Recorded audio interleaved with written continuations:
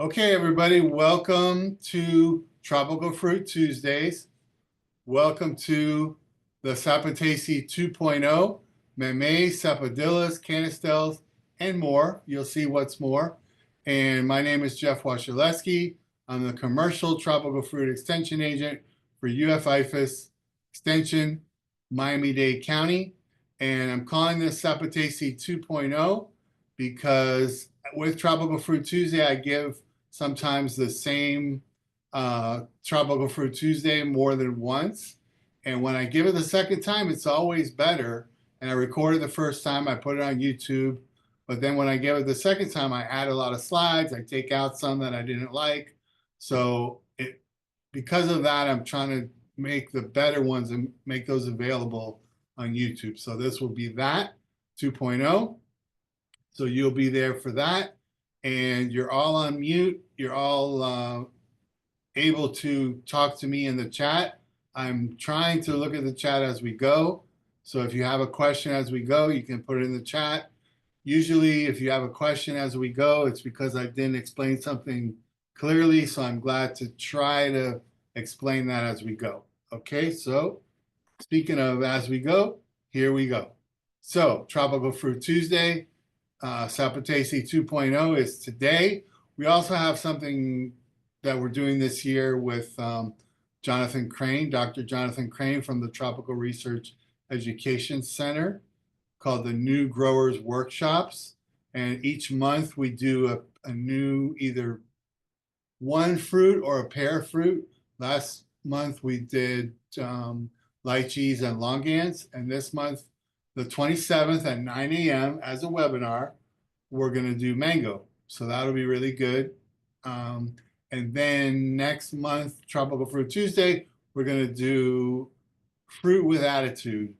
So you know I'm kind of running out of Tropical Fruit Tuesday ideas when I come up with something like that. But it'll still be good. So here's some of the ones we've done before. They're all available. Like I said, you go to YouTube, type in Tropical Fruit Tuesday. They're all there. At the end, if you can put these in alphabetical order, one of the people that works here, Veronica Charpentier, she'll give you a gift card for $50 from Home Depot. Okay, that's not true. So where should I get information? This is very important. I always like to start with where should I get information? A really good place to get information is Ask IFAS. So this is a database that is University of Florida, used to be called EDIS. So you go there, you search Ask IFAS, you go there, then it has this search bar, and you put in Mamey, and then it will give you a couple different things on Mamey. One of them will be called Growing Mamey in the Home Landscape. That will be about 12 pages, and it'll have all kinds of information. And I'll show you some of the stuff that it will have in there. And it's all peer reviewed, meaning that other people have to look at it to make sure that it's good, make sure it's correct. So excellent. I definitely recommend that you get into Ask IFAS, start messing around looking for other stuff, not just tropical fruit, but other horticultural stuff. Super good.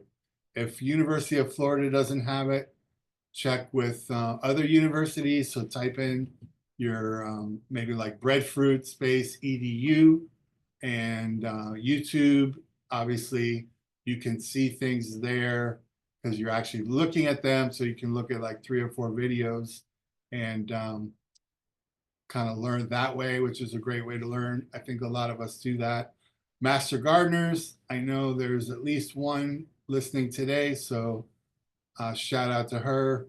And that's a good place to learn. It's a good thing to become a master gardener. And plant clubs and societies, you can join a plant club.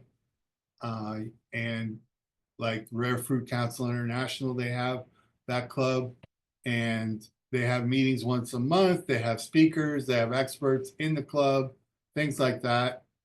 Your own garden or your grove, really good spot, probably the #1 spot to learn, because if you watch and you pay attention, you are going to learn stuff, and you know it's true because you see it with your own eyes. So it's very important to go out there with your coffee, walk around, see what's going on. You'll catch problems before they happen, before they get bad.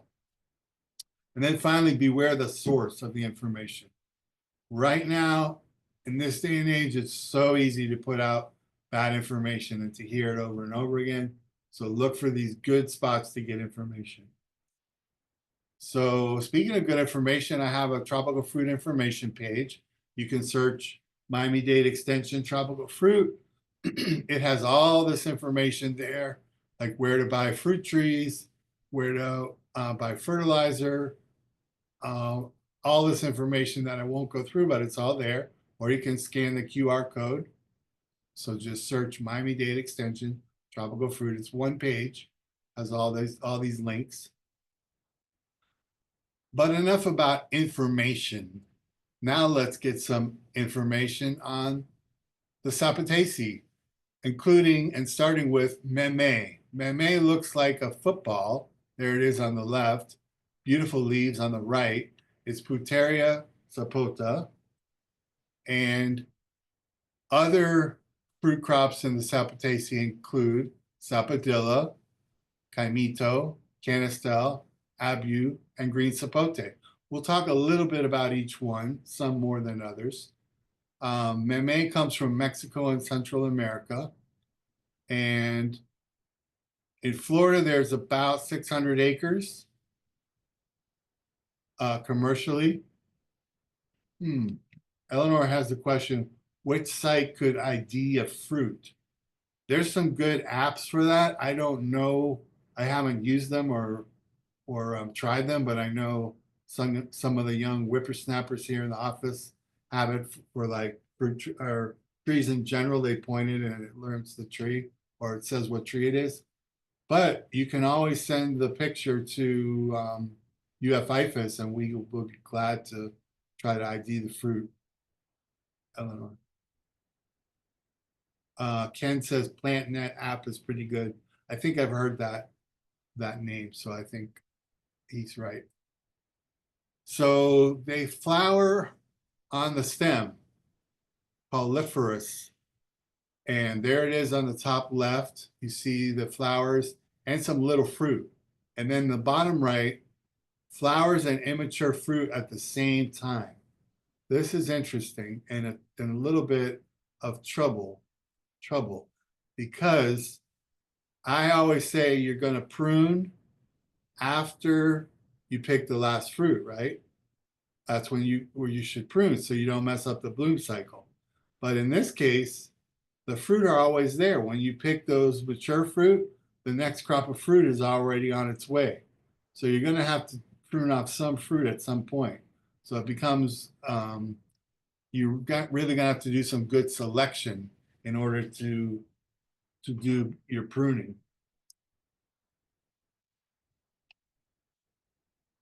So pruning, speaking of pruning, here's a grove. We have our groves all in lines like this in rows. And this is a nice, well-managed grove.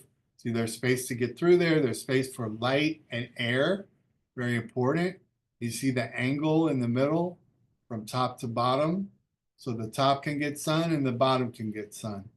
And we're going to prune this with a machine that looks like a big circular saw that's going to go through and just hit the sides and then hit the top as well. So it's going to be like sort of like a buzz cut. Now this is what we don't want.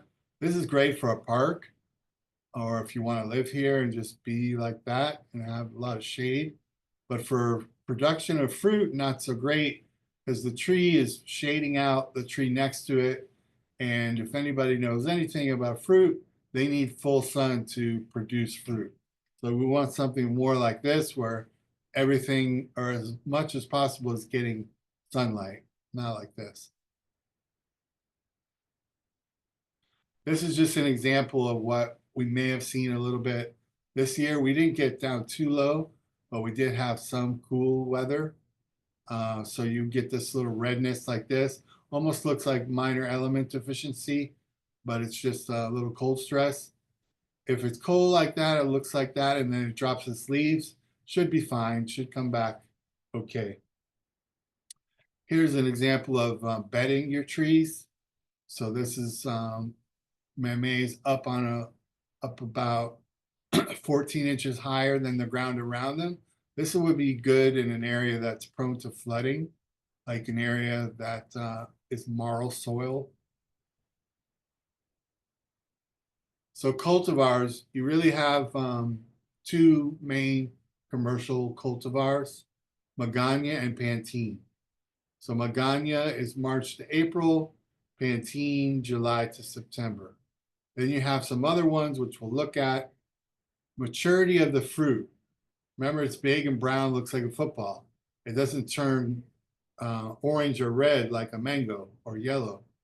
So we're looking for that football exterior. It's very scruffy when you touch it. So we're looking for that to get smoother. And then a reddish color under the peel. So if you nick it with your fingernail, it's going to be red underneath instead of green. These are a lot of the cultivars that we have available, not easily available, but are out there in some of the collections. And I will say, I used to work for Fairchild Tropical Botanic Garden, and we had a collection of Mamey, a germplasm collection. And one of my jobs was to collect the fruit when they're mature, let them ripen, and then weigh them and measure them, and then count the seeds, and then get the bricks. The bricks would be the sugar content. So I did that for a bunch of them for a long time. And then in the end, we looked at the data and it was all so similar that you really could not tell the cultivars apart that well. So there's not a lot of different taste for these different cultivars that, as far as the data showed at that time, were what we had. Pat says iNaturalist is pretty accurate for ID fruit. So here's what they look like inside, and here's some of the different cultivars. There's bottom left is Magana. It's got that little hooked nose.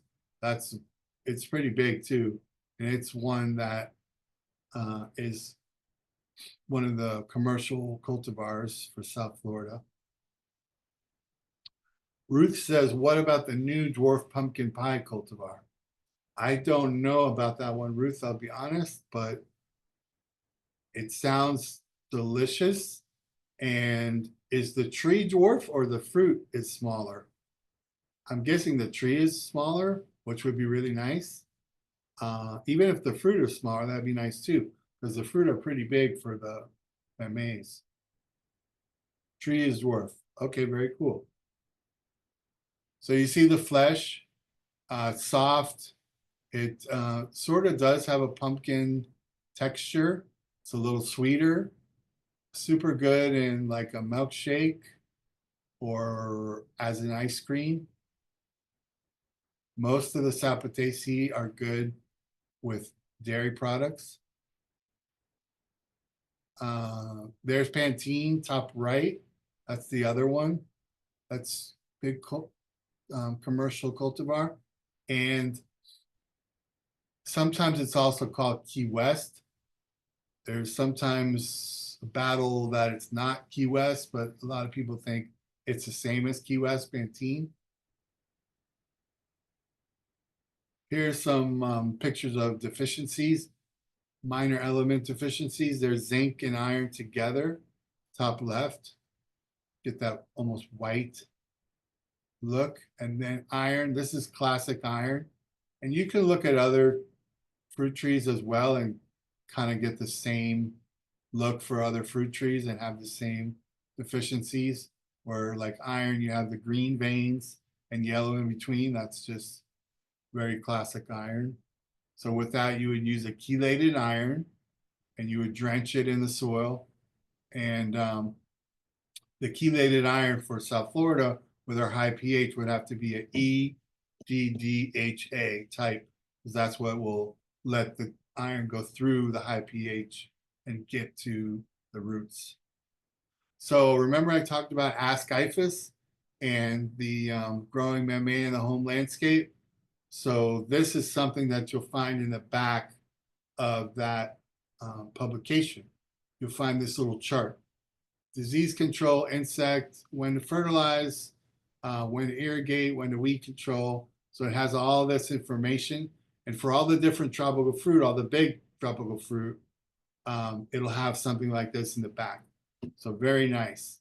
Also in the back, there's usually like how much to fertilize and when to fertilize, which is important because that's a question that you often will get or have. So tree training is difficult because it's not like a mango or an avocado that just will respond to tipping and then just go sideways. It has these V crotch limbs and it just wants to go straight up like Ys and Vs and shoot out. So it's very difficult to prune. And when you prune it should be done in warm to hot weather to enhance wound healing. So remember, you're going to prune after you pick the last fruit, but that doesn't apply to Mamey because there's always fruit on there. So just think about trying to do it in the summer months.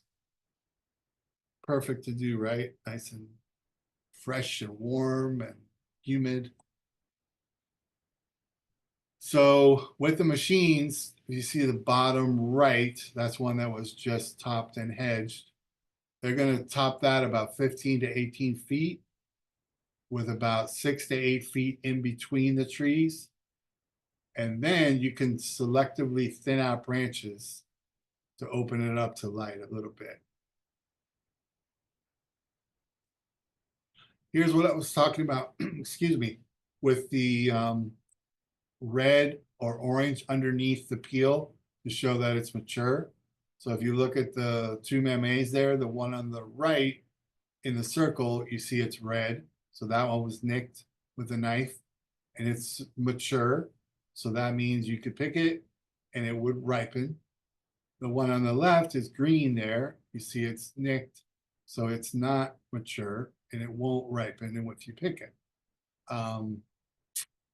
These little Mameys are good to know, or Mameys are good to know if you have a fruit thief in your grove too, because you'll walk around and you see these little nicks in your fruit that weren't there before.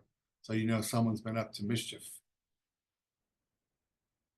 So here's a crew picking, putting it in bins. And now we move on to the egg fruit Canistel, Buteria campechiana. And I meant to point it out in the last one, but Mamey, the seeds it's big, but it's very pretty. And a lot of the Sapotaceae, the seeds are super pretty. You see that again here with the Canistel. So it is the egg fruit. You can see why, and you can see why here in the middle, interior, the flesh. Easily managed, and when I say that, I mean it's a smaller tree. It produces well, and it's also related. We won't go into this tree, but it's very similar to lucuma, which can't grow in Florida, but it grows like in Peru and areas like that. So if you have someone that really likes lucuma, you can recommend Canistel. Christine is saying her Mamey is several years old, but has never fruited. Any way to promote flowering or fruiting? So Christine, there's many, many reasons why a tree might not be flowering or fruiting, including sunlight, too much water, weed whacking, the fact that it's from seed and not grafted. So a lot of different things. If all those are perfect, then one thing you can do is just give it a little potassium, and that might help. So I've been doing this a while. So there's my rectangle head to prove it's me. Everything else looks different now, except I still have those hand pruners.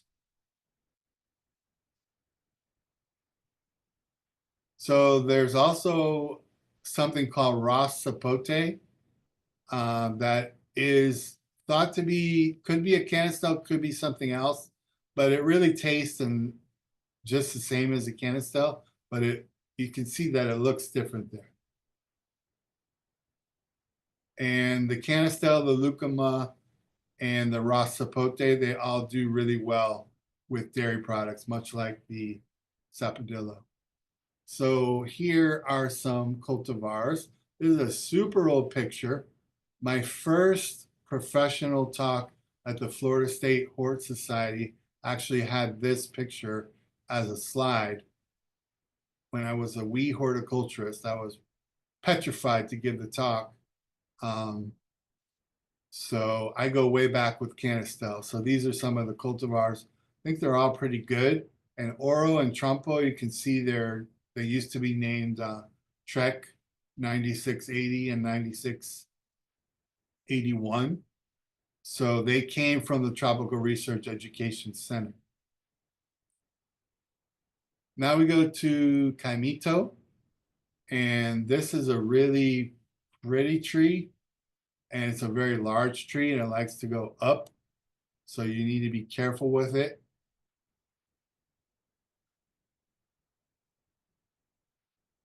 And it's also called, instead of caimito, it's also called the star fruit, because when you cut it open, there's like a star inside. Or rather, it's also called star apple. I should change that.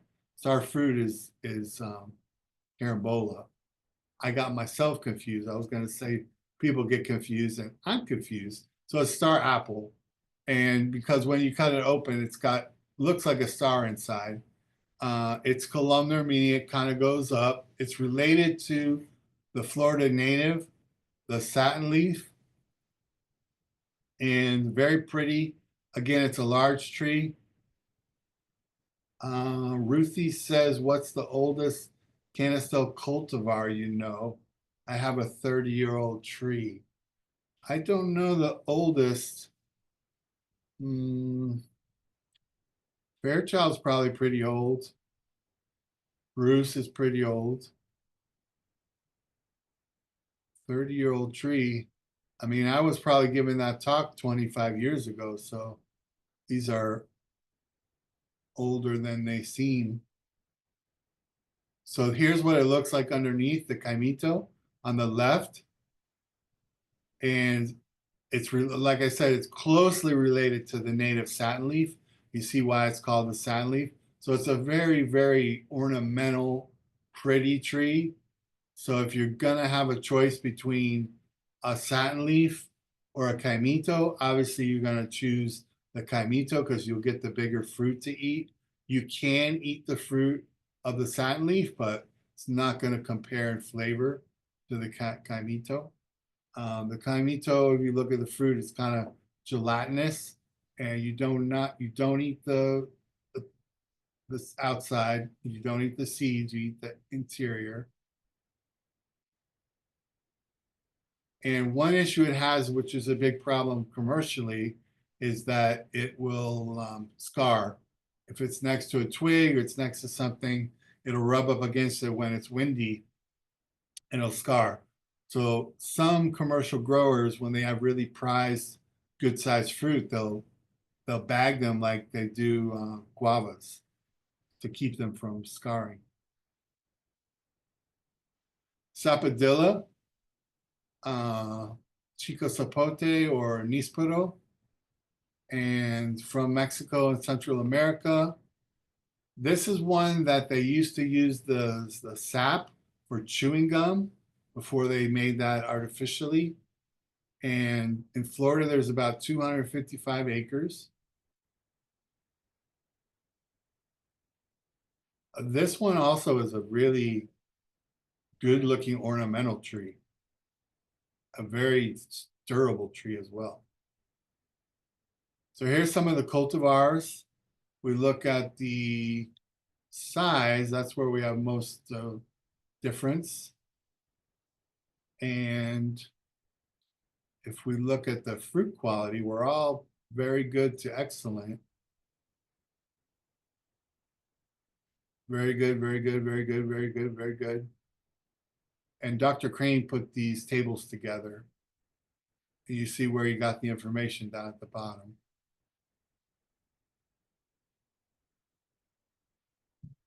So here's some of the pictures. And these do have difference in flavor and color and shape.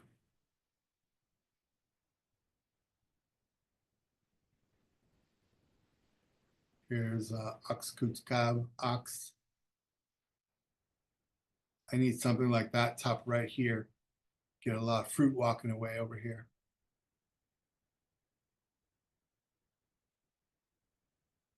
Prolific.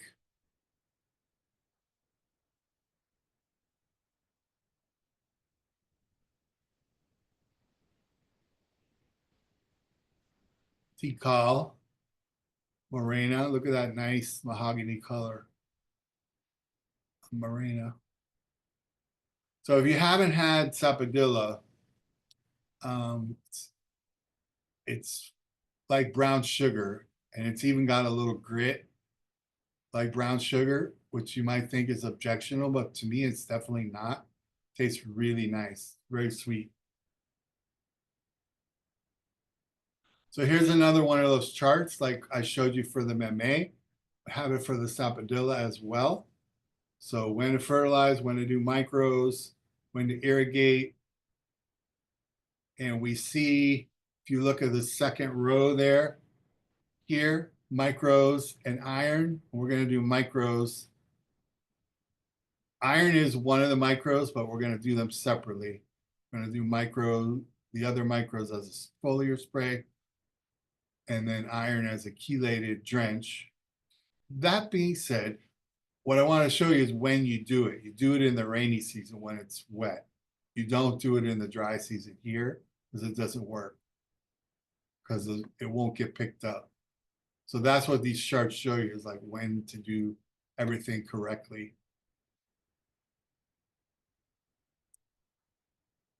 So they do not have a lot of insect pests. They do get a few caterpillars. If you see that on the top right, that means that you have caterpillars. They're making little webs inside the top of your leaves, and they're inside there. So you could just cut those off. That would get rid of them. And then what they'll do is they'll eat those leaves, and then they'll get down in the fruit, like you see in the bottom right. Then occasionally you'll get these scale here. And I just noticed this. If you look at the scale right there, there is a juvenile ladybug. So she is going to town. She's going to eat a lot of those scale. So that's good to know. There's a natural predator on the scene. So like Mamey, these are hard to tell when they're ready. So it's going to be similar. One thing is you have experience with the cultivar, like kind of when it's time and the size, fruit size, and again, the loss of peel scruffiness, so it gets smoother. And if you nick it and it's green underneath, it's not ready. If you nick it, it's like a light brown, then it's ready. Then you get a color change under the calyx or the calyx ons or yawns. So up here, you're going to get that little part to lift up a little bit. And then we have the abu. So this is a real kind of, you won't see this very much. And I've seen it at the fruit and spice part. A lot of people like it. It's pretty gelatinous inside as well, like the kaimito. And it's cold sensitive a little bit, but it can grow down in South Florida. It's another one that's columnar, but it's not as big as the kaimito. And it's August to October maturity. And you're going to harvest when it's yellow. So that one in the hand there is ready to go to get picked.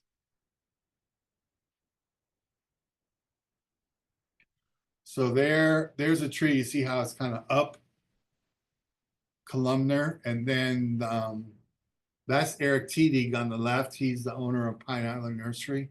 So he's kind of a tropical fruit legend. So I thought I'd throw him in there. There you see the fruit on the tree on the right. You can tell which ones are ready now that you've been properly trained. This one, very little known, the green sapote, and doesn't really have a lot of cultivars that I know of. It's a good size. It's small. I would say it's probably like 3 inches and difficult to tell maturity, in my opinion. It does get a lot of red alga and parasitic lichen, which you can see here. This is on my tree here in the extension grove. And this is another one. You can see it has flowers and then fruit at the same time. Canistels do that too. But look what it looks like on the inside. Look at that top right over there.